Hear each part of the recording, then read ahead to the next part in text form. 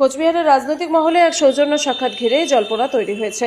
পঞ্চানন অনুরাগী ও কোচবিহার জেলা তৃণমূল কংগ্রেসের চেয়ারম্যান গিরীন্দ্রনাথ বর্মনের সাথে দেখা করলেন শীতলকুচি বিধানসভার বহুজন সমাজ পার্টির প্রার্থী শ্যামসুন্দর রায়। একসময় গিরীন্দ্রনাথ বর্মনের ঘনিষ্ঠ সহচর হিসেবেই পরিচিত ছিলেন শ্যামসুন্দর, এমনটাই দাবি তার।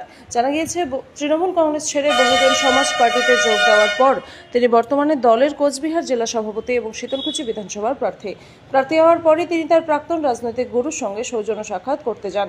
এই সাক্ষাৎকে কেন্দ্র করে রাজনৈতিক মহলে নানা ব্যাখ্যা সামনে এলেও গিরীন্দ্রনাথ বর্মন বিষয়টিকে সম্পূর্ণ সৌজন্যমূলক বলেই উল্লেখ করেছেন।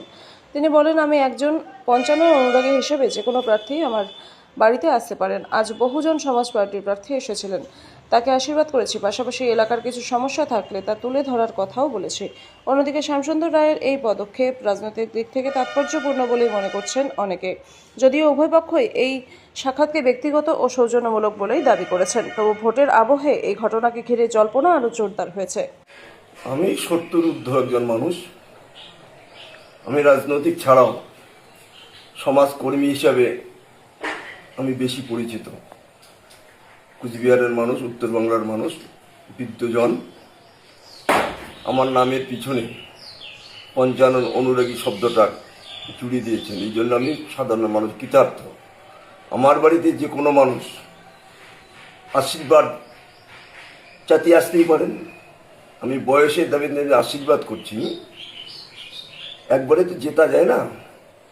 বহুজন সমাজ পার্টি একটা পিছিয়ে পড়া সমাজের পার্টি, পিছিয়ে বর্গের মানুষের ভাবনা নিয়ে চিন্তা করে আমি ওকে বলবো, রাজনীতি করার সাথে সাথে মানুষ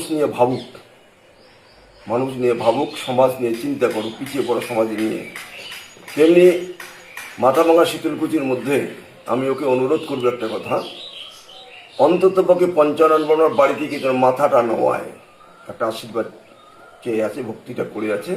কারণ ওই বাড়ির থেকেই পঞ্চানন বর্মা উত্তর পূর্ব ভারতের এই বৃহত্তর রাজবংশী সমাজকে নতুন মন্ত্রীর দীক্ষা দিয়ে স্বাধীনতা, শিক্ষা, রাজনীতি সমস্ত ব্যবস্থার কাজ করেছিলেন। সেখানে এটা মাথা নয়। আমি